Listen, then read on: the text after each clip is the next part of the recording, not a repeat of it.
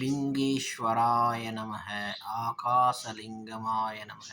Friends, ஜாதகத்தில் சந்திரனை வச்சு நிறைய விஷயங்கள் சொல்லப்பட்டிருக்கு. எப்படி ஜென்ம லக்னத்தை வச்சு சொல்கிறாங்களோ அது சந்திரனை வச்சா நிறைய விஷயங்கள் சொல்லப்படுது.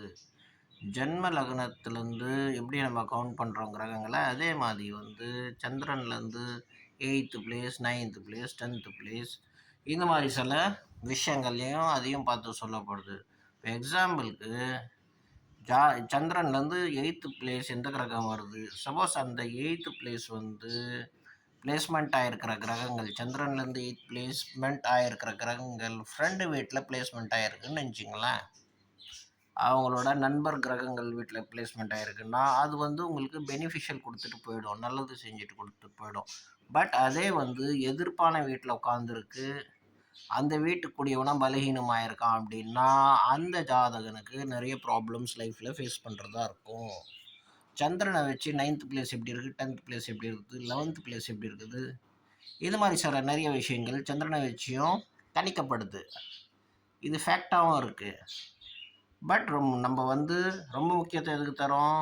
லக்னத்துக்கு தரோம், அப்புறம் சந்திரனுக்கும் தரோம். ஏன்னா சந்திரனுக்கு தான் நிறைய 7.5 பிடிக்குது, கோச்சாரமாக சில பிரச்சனை வருது. ஸோ சந்திர லக்னமும் வேஸ்டான பாயிண்ட் கிடையாது, அதுலேயும் நிறைய விஷயங்கள் இருக்குது.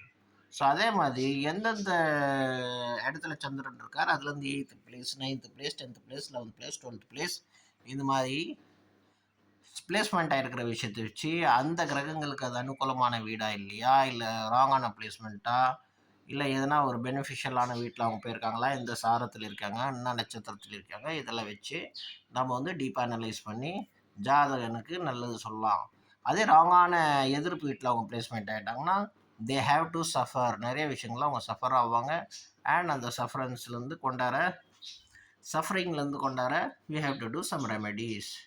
ஆன்மீக வழிபாடு இல்லை மறைமுகமான சில வழிபாடுகள், சில விஷயங்கள் புக்ஸில் உங்களுக்கு கிடைக்காது, சில விஷயங்கள் உங்களுக்கு யாரும் சொல்லவும் மாட்டாங்க. அது குருமுகி வித்தைகள். குரு சிஷ்யனுக்கு சொல்லுவான், சிஷ்யன் இன்னொரு சிஷ்யனுக்கு சொல்லுவான். அது மாதிரி குருமுகி வித்யா வரும், லைக் வேதாஸ். அது மாதிரி சில விஷயங்கள் இருக்குது. அதெல்லாம் யாருமே வெளியே சொல்கிறது இல்லை, சொன்னால் அவன் பொழுது போயிடும். நாங்களும் பார்க்குறோம் ஃப்ரெண்ட்ஸ். உங்களோட ஜாதகம் கைரேகை கொடுத்த போதும் எல்லாமே நாங்களே சொல்லிவிடுவோம், பக்குவமாக சொல்லுவோம். உங்களோட மனம் கஷ்டப்படுற மாதிரி எந்த ஒரு வார்த்தையும் சொல்ல மாட்டோம். சர்வேஸ்வராய நமக.